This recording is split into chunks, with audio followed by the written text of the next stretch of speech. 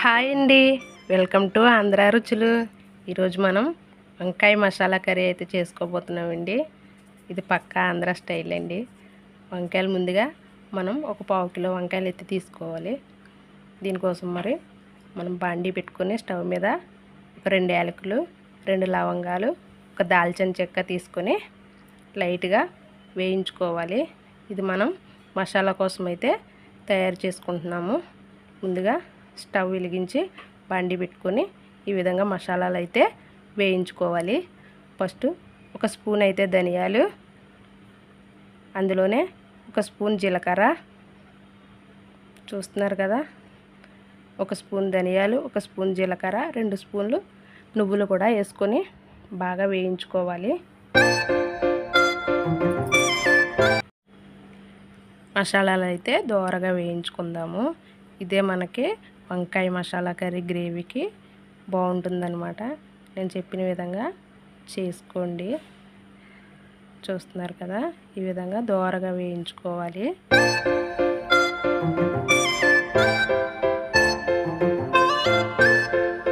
మనము ఇవన్నీ వేయించుకొని చల్లారాక మిక్సీ పట్టుకోవాలన్నమాట.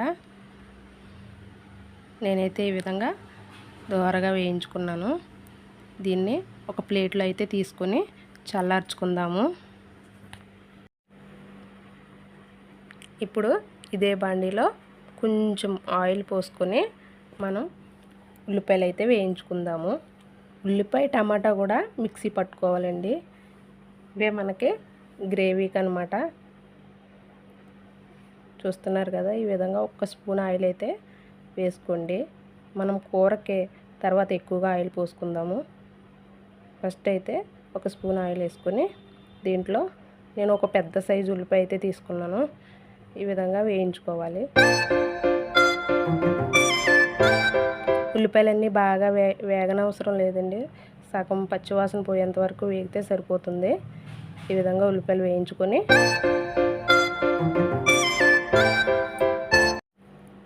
ఇలా ఉల్లిపాయలు వేయించుకుంటూ ఉండాలి. దీంట్లోనే ఒక టమాటా కట్ చేసి వేసుకోవాలి. టమాటా ఉల్లిపాయలు కొంచెం పచ్చివాసన పోయేంత వరకు వేయించుకొని ఒక 2-3 నిమిషాలు అయితే మూత పెట్టుకొని మగ్గనిద్దాం. చూస్తున్నారు కదా, ఈ విధంగా మూత పెట్టుకొని మగ్గనివ్వాలి. ఇవి కూడా మగ్గిన తర్వాత చల్లార్చుకోవాలి బాగా. దీంట్లోనే నేను స్టవ్ ఆఫ్ చేసుకున్నాక ఒక 4-5 వెల్లుల్లి రెబ్బలు, ఒక చిన్న అల్లం ముక్కనైతే వేసుకున్నాను. ఇవి బాగా చల్లారిన తర్వాత ఇవి కూడా మిక్స్ పెట్టుకొని పక్కన పెట్టుకోవాలి.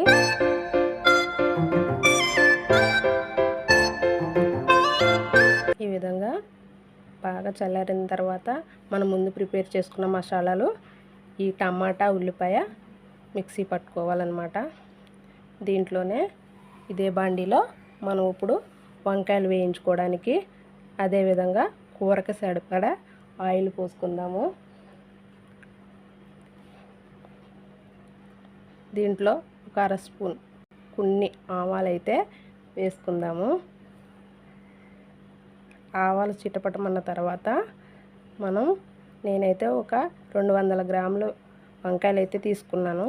వంకాయలు ఈ విధంగా కట్ చేసుకొని శుభ్రంగా చూసుకోవాలండి.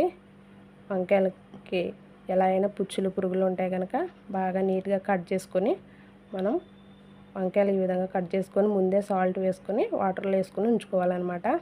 ఇప్పుడు ఆయిల్ వేడైన తర్వాత ఒక్కొక్కటిగా నెమ్మదిగా వేసుకొని కొంచెం వేగనిద్దామండి బాగా.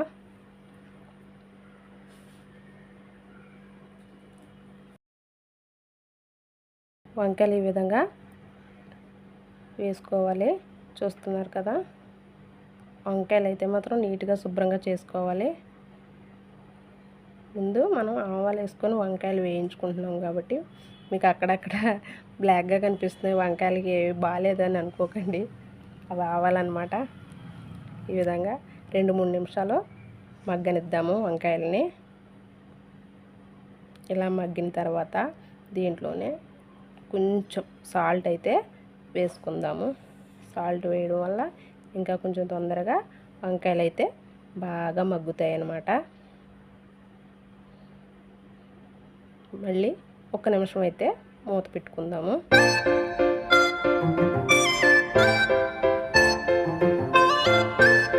ఒక నిమిషం తర్వాత మూత తీసి చూసుకుందాము. ఈ విధంగా వంకాయలు అయితే శుభ్రంగా మగ్గాయండి.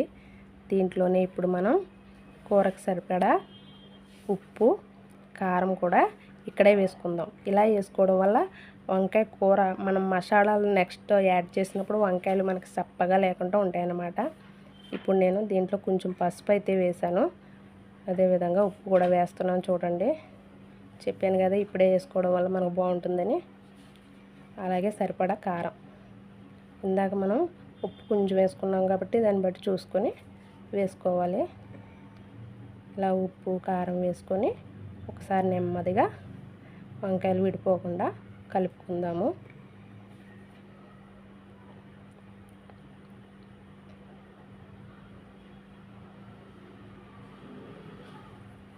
ఈ విధంగా నెమ్మదిగా కలుపుతూ ఉండాలండి.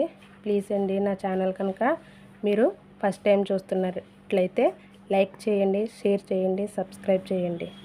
వంకాయలు ఈ విధంగా మగ్గాలన్నమాట. ఇప్పుడు మనం ఇందాక మనం ఆడబెట్టుకున్న మసాలా పేస్ట్ని అయితే వేసుకుందాము. గసగసాలు, జీలకర్ర, ధనియాలు, లవంగాలు, యాలకులు, ఉల్లిపాయ, టమాటా పేస్ట్ అయితే మనం ఆడపెట్టుకున్నాం కదా, ఇవన్నీ వేసుకొని కలుపుకోవాలన్నమాట. పదే పదే ఎక్కువగా కలుపుకూడదండి. కలిపితే వంకాయలు మనకి విడిపోతాయి కనుక నెమ్మదిగా వండుకోవాలి.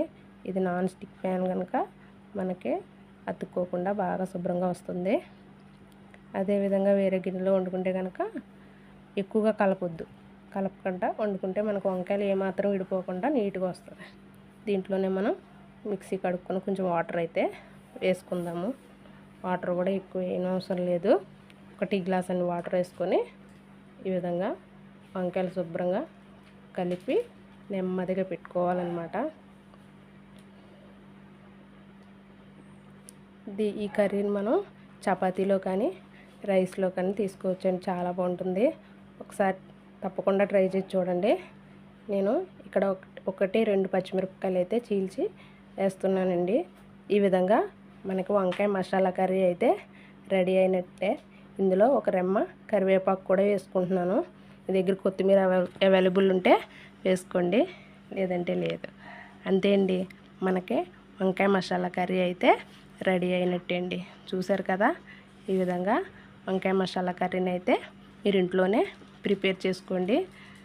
మళ్ళీ చెప్తున్నాను, నా ఛానల్ ఫస్ట్ టైం చూస్తున్నట్లయితే ప్లీజ్ లైక్ చేయండి, షేర్ చేయండి, సబ్స్క్రైబ్ చేయండి. ప్లీజ్ సపోర్ట్ మీ. అంతేనండి.